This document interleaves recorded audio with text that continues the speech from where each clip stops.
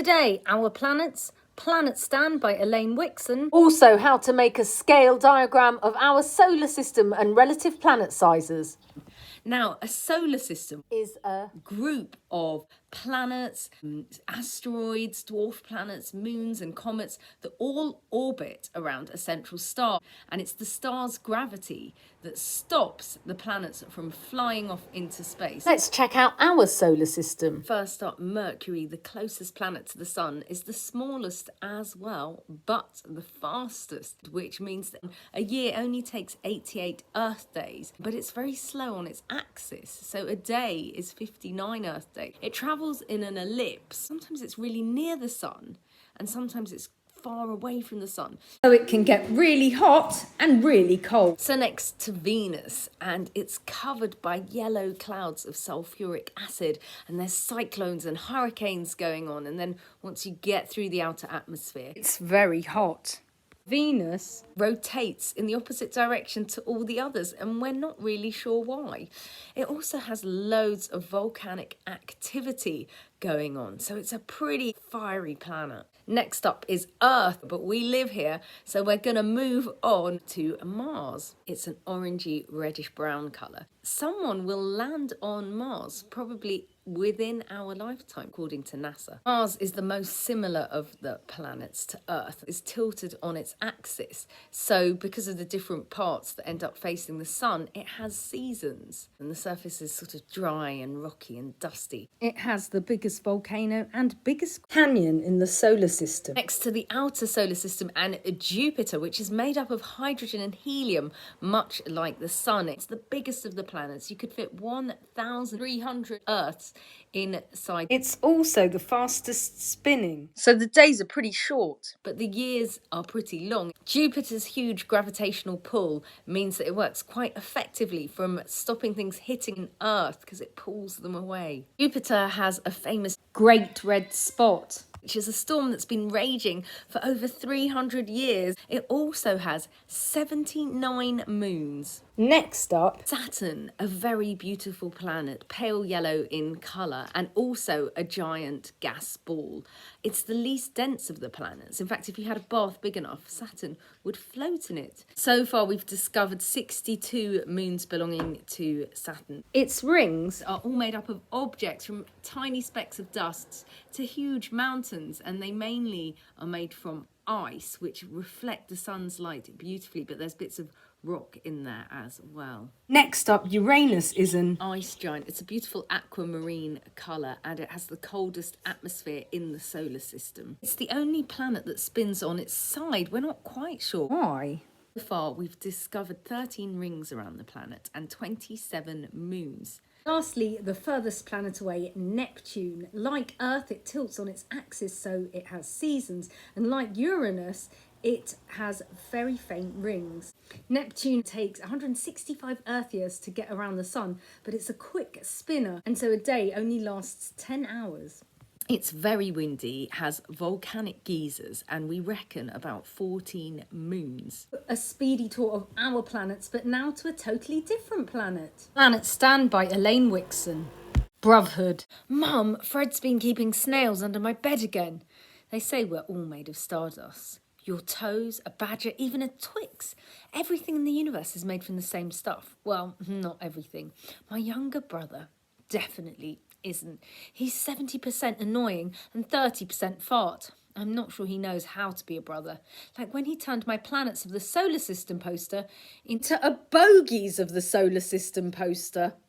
Or the time he put a family of ladybirds in my lunchbox. Or the day he threw all my pads out the window, just as Jess McGregor walked by, including the pair with space rockets on. Dad says, Your brother knows exactly how to be a brother, Stanley. That behaviour is well within the normal parameters of brotherhood.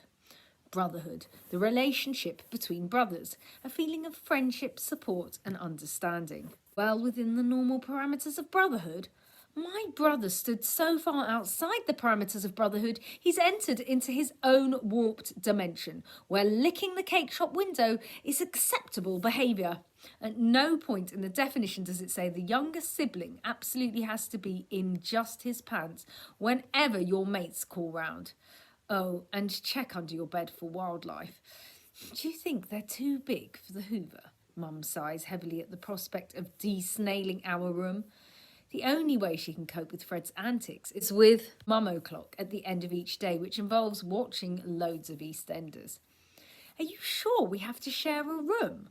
I ask her as we watch the gastropod mollusks slowly leave a trail over my Sky at Night poster, creating new constellations as they climb.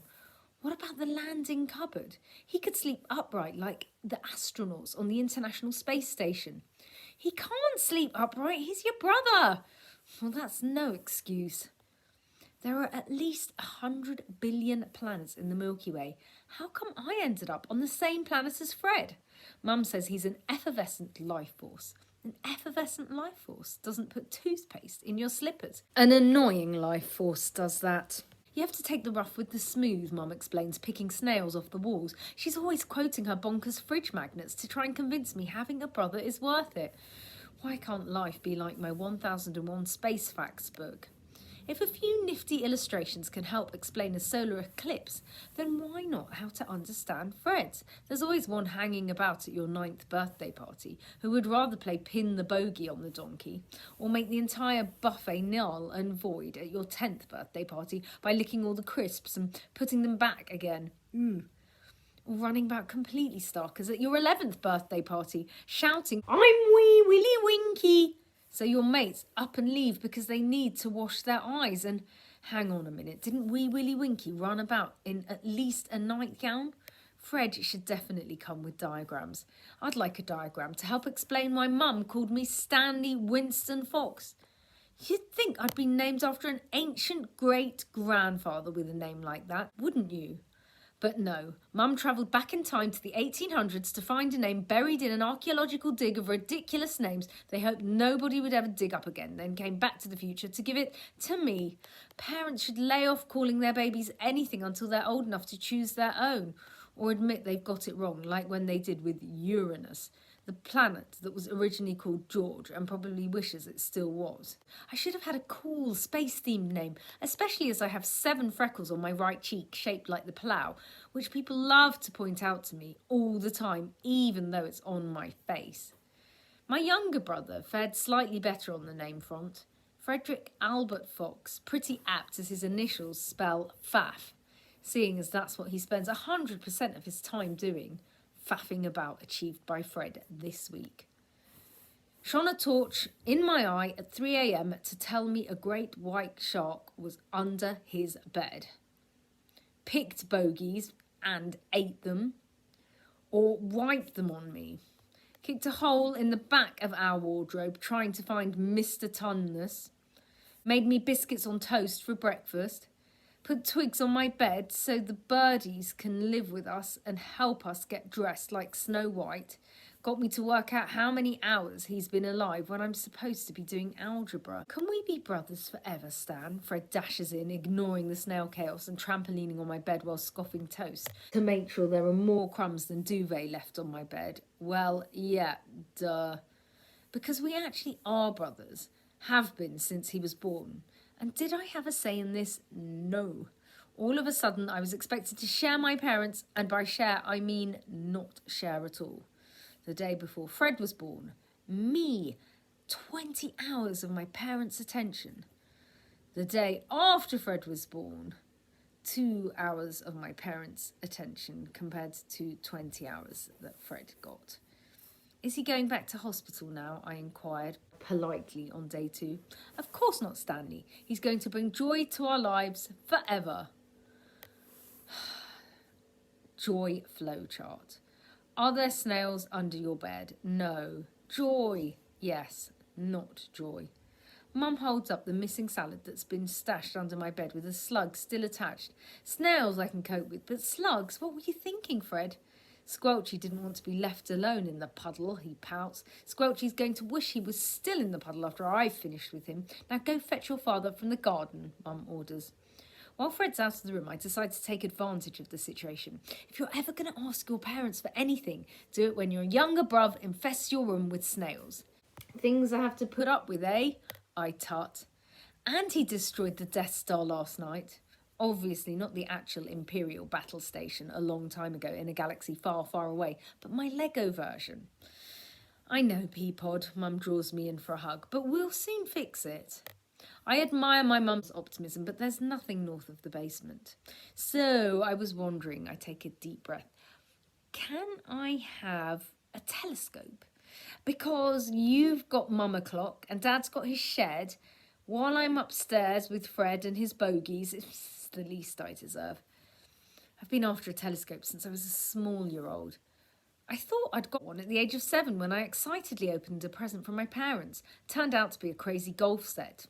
Is it sensible to keep Fred and a telescope in the same room? Asks Mum, leaning her head on mine. A house of inexpensive things is just basic Fred proofing. I guess she's got a point. I mean, it doesn't even have to be expensive for Fred to wreck it. As I look round, I spot my papier-mâché Jupiter that he squished flat with his bottom.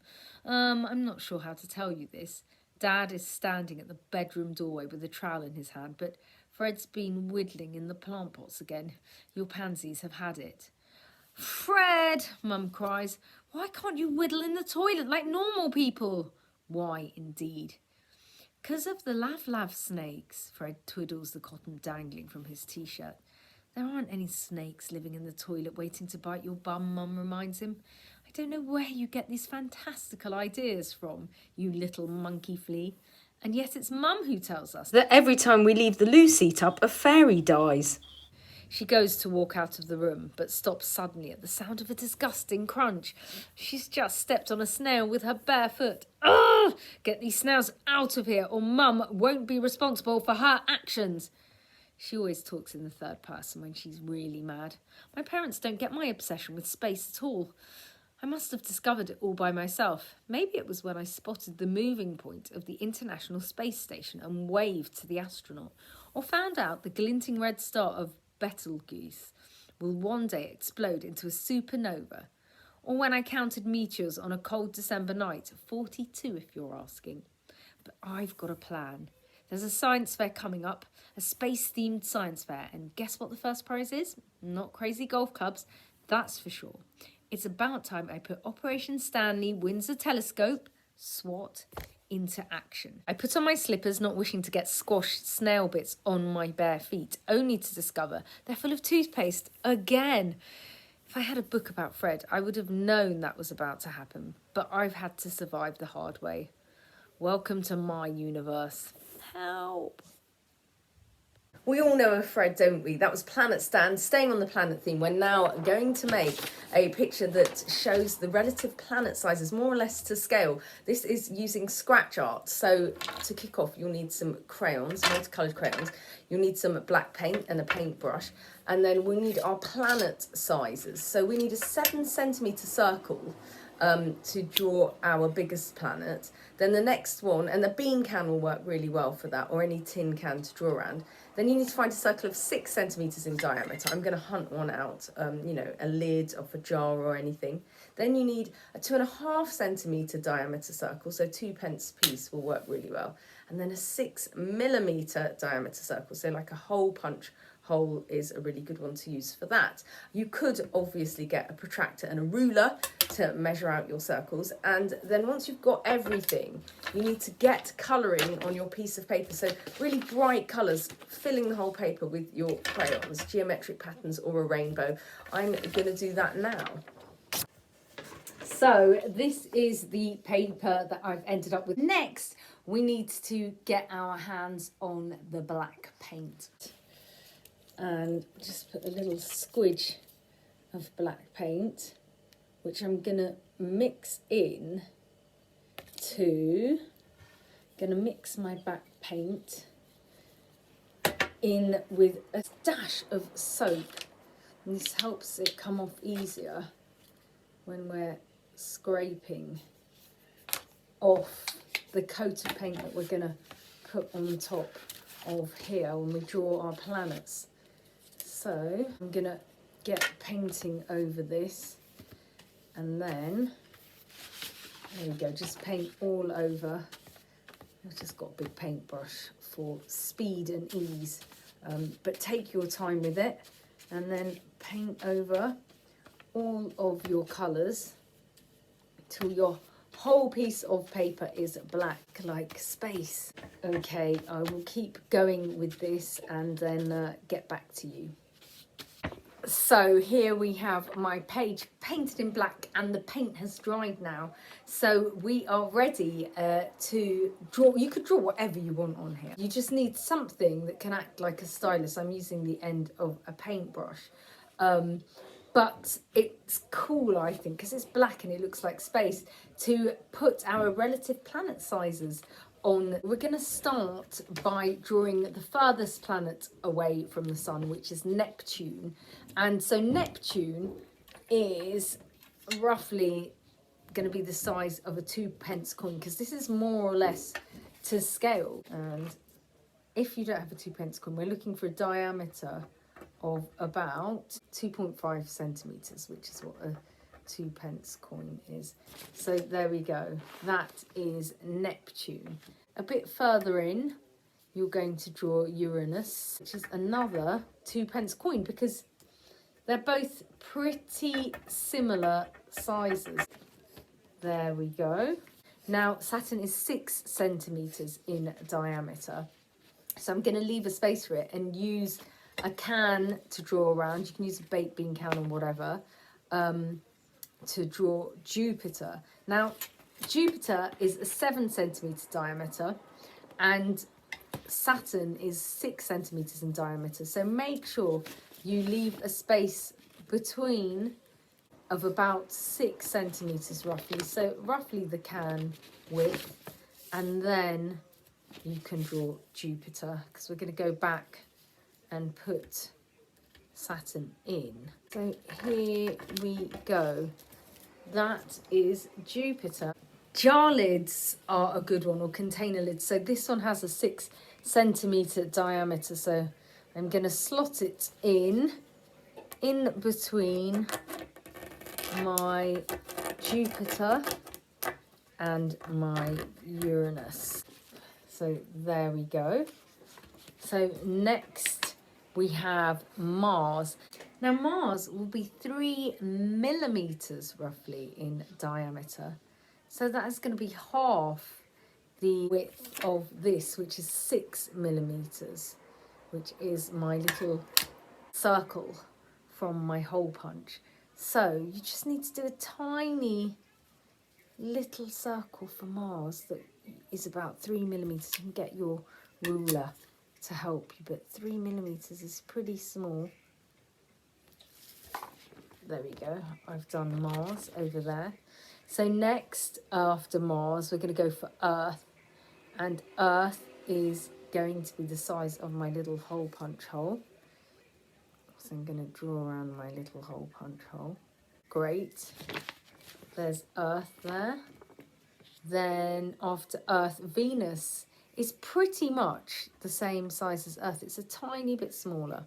So Venus can also be my hole punch hole. And then we've only got one planet left to go, which is Mercury.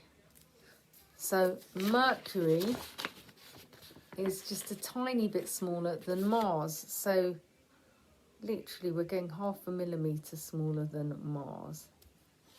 And there, that is pretty much your relative size of it. Now, as I said, the sun is 1 million times bigger than Earth. You can fit 1 million Earths in the sun. So you could draw the very edge of the sun just in the corner, just to show that that's where the sun is. And it's fun just scratching out the colours. And then once you've got your little planets in place, you can label them and draw different orbits or stars, put a title in and go to town, making your chart funky. So there we've got the sun and we've got all the other planets. So I'm going to draw in my orbits and jazz this up and show you what I come up with. So here you can see I have finished my planet sizes diagram, and you can see I've put the scale on there. because 1 millimetre is 2,000 kilometres. So for instance, our Jupiter has a diameter of 70 millimetres, but in real life, the diameter is 140,000 kilometres. So all you need to do is follow those measurements that I gave, then you will have a more or less to scale planet diagram. But if you want to, you could just do scratch art and draw a lovely picture to put on your wall instead. It's super cool and super fun, so why not have a go? That is it for today. Hope you have enjoyed this video. If so, please subscribe and spread the word. See you next time. Bye.